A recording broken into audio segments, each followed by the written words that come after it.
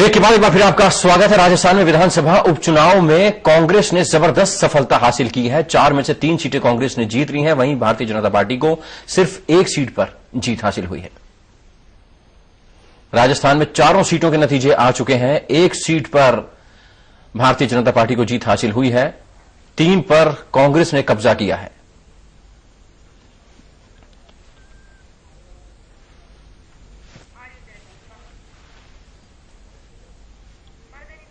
मणिनगर की अगर बात करें तो मणिनगर सीट से भारतीय जनता पार्टी उम्मीदवार सुरेश पटेल ने जीत हासिल की है। मणिनगर विधानसभा सीट प्रधानमंत्री नरेंद्र मोदी की विधानसभा सीट थी और वो पहले यहीं से विधायक थे। सुरेश पटेल ने जीत के बाद मणिनगर की जनता को धन्यवाद दिया। गुजरात में भारतीय जनता पार्टी ने 6 सीटों पर कब्जा किया तो कांग्रेस ने वहां पर 3 सीटों पर जीत हासिल करने में कामयाबी हासिल की।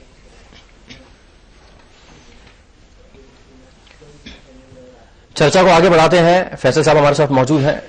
सर, यहां पर ये 100 दिन के अंदर जो बात हो रही है, तमाम मंत्रालयों ने अपना ब्यौरा भी पेश किया, कुछ मंत्रालयों ने नहीं ब्यौरा पेश किया तो नरेंद्र मोदी उनसे खफा भी दिखाई दिए। क्या ये 100 दिन में केंद्र सरकार की जो नीतियां हैं उनके आधार पर वोटिंग हुई है? नरेंद्र मोदी की हवा निकलने की जो लोग बात कर रहे हैं वो किस आधार पर कर रहे हैं? और क्या ये स्थानीय मुद्दों पर चुनाव लड़ा गया? देखिए, सारी चीजें हैं इसमें। आप पूरे तौर पे ये नहीं कह सकते हैं कि इसमें केंद्र सरकार का कोई लेना देना नहीं है स्थानीय मुद्दे पर। स्थानीय मुद्दे जाहिर सी बात है, उपचुनाव होते हैं तो उसमें ज्यादा होते हैं, प्रचार उस तरह से नहीं होता है, केंद्रीय नेतृत्व के लोग उस तरह से उसमें इन्वॉल्व नहीं होते हैं, वो एक फैक्टर जरूर है। लेकिन पूरे तौर पर मैं उस तरफ आपका ध्यान दिलाना चाह रहा हूं कि अगर ये नतीजे 32 सीट में से 30 सीट या 25 सीट भारतीय जनता पार्टी जीत गई होती, तब आप सोचिए किस तरह की चर्चा हम कर रहे होते और किस तरह की बातें भारतीय जनता पार्टी के प्रवक्ता बता रहे होते कि नरेंद्र मोदी की नेतृत्व में हमने लड़ा, नरेंद्र मोदी की जीत है। तो जाहिर सी बात है, अगर जब नहीं हुआ है तो कहीं ना कहीं मैंने देखा बहुत शालीनता से भारतीय जनता पार्टी के कुछ प्रवक्ताओं ने इस बात को स्वीकारा भी कि हाँ, कुछ गलतियां हुई हैं, उस पर हम लोग मंथन कर रहे हैं। तो ये पूरे तौर पर तय है कि जिस तरह का चुनाव माहौल बना हुआ है उसमें लोकल मुद्दे जरूर रहे, लेकिन पूरे तौर पर जो 100 दिन की कारकर्दगी है, 100 दिन की जो उपलब्धियां हैं नरेंद्र मोदी की, उसको भी पूरे तौर पर शायद वहां नहीं पहुंचाया गया। उसी प्रकार से जैसे कांग्रेस के बारे में कहा जाता है, कांग्रेस ने अपने बहुत सारे अच्छे कामों को जनता तक नहीं पहुंचा पाई, नतीजा आपके सामने है। लेकिन उसके साथ साथ जो सबसे बड़ा फैक्टर रहा है, आप देखिए, उत्तर प्रदेश को छोड़ दीजिए, आप राजस्थान को छोड़ दीजिए, जहां पे गुजरात में जो स्थिति कांग्रेस की थी पिछले 1.5 दशक से कांग्रेस कहीं नहीं दिख रही थी, वहां पे 3 सीट जीत के आ रहे हैं। आप इतना उत्साहित है कि कह रहे हैं अगली बार सरकार बना लेंगे? नहीं, मैं ये नहीं कह रहा हूं कि कांग्रेस पहली बार गुजरात का चुनाव नरेंद्र मोदी की छाया से हटकर के होगा। नरेंद्र मोदी बहुत कद्दावर थे, उनके ही ऊपर सब कुछ हो रहा था।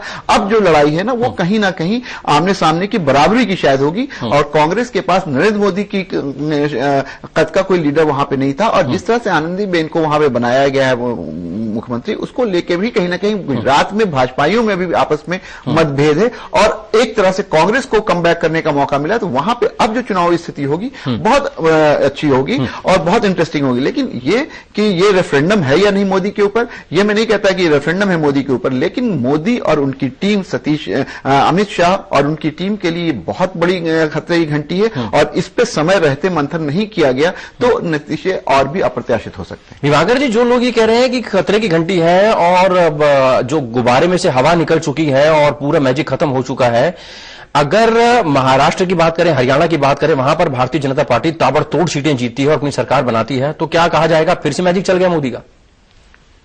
ये तो जवाब वो उस समय शायद दे पाएंगे, लेकिन मैं थोड़ा सा आपको पीछे ले जाता हूं। हम लोग बार बार कहते हैं ना, 30 साल के बाद ऐसी चीजें हुई थी। 84 में राजीव गांधी ने 412 सीटें लेकर आए थे और उसके बाद पहली सरकार की अपने बूते आई थी। मैं उनको सिर्फ इतनी चीज याद दिला देना चाहता हूं कि 1984 और 85 के जनवरी महीने में ये नतीजे आए थे लोकसभा चुनाव के, और मार्च के महीने में कर्नाटक विधानसभा का चुनाव हुआ था। कांग्रेस स्वीप की थी लोकसभा चुनाव को, वक्त की कमी। लेकिन 1985 मार्च के कर्नाटक के चुनाव में जनता पार्टी रामकृष्ण हेगड़े के हिसाब से वहां पे सरकार बनाई थी, स्वीप की थी। तो आप ये नहीं कह सकते कि कर्नाटक की जो जीत थी रामकृष्ण हेगड़े की, वो राजीव गांधी को जो मैंडेट मिला था उसको काटते हुए थी। ये नहीं कहा जा सकता। ये उसके आधार पे चुनाव, लोकसभा के चुनाव का जो तरीका होता है वो अलग होता है, अलग मुद्दे पे होता है, और विधानसभा को लेके अलग बात होती है। और उसी तरीके से बाइपोल उससे भी छोटा होता है। अब यहां पे 11 सीटें हारना बीजेपी का, राजस्थान में 4 में से 3 सीटें का हारना और वहां पे भी 3 सीटें गुजरात में आना उनके प्रदेश के नेतृत्व के लिए निश्चित तौर से चिंता की बात है और उनको बदलना होगा अपनी रणनीति को। भारतीय जनता पार्टी मान रही है कि कहीं ना कहीं चूक है और इसका विश्लेषण किया जाएगा, पोस्टमार्टम किया जाएगा, जहां कमी होगी वहां पर उसको दुरुस्त किया जाएगा। लेकिन तमाम पॉलिटिकल पार्टीज का कहना है कि नरेंद्र मोदी की हवा निकल चुकी है, जो उनका जादू था वो कहीं ना कहीं वो तिलिस्म टूटता दिखाई दे रहा है। लेकिन बीजेपी का कहना है कि ये तिलिस्म, अगर ये जादू के बारे में अगर पता करना है तो 2019 तक का इंतजार करना होगा, तब पता चलेगा कि जादू टूटा है कि नहीं टूटा। फिलहाल दिवाकर जी बहुत शुक्रिया चर्चा में शामिल होने के लिए। फैसल साहब आपका भी बहुत शुक्रिया। अजय जी आपका भी बहुत शुक्रिया।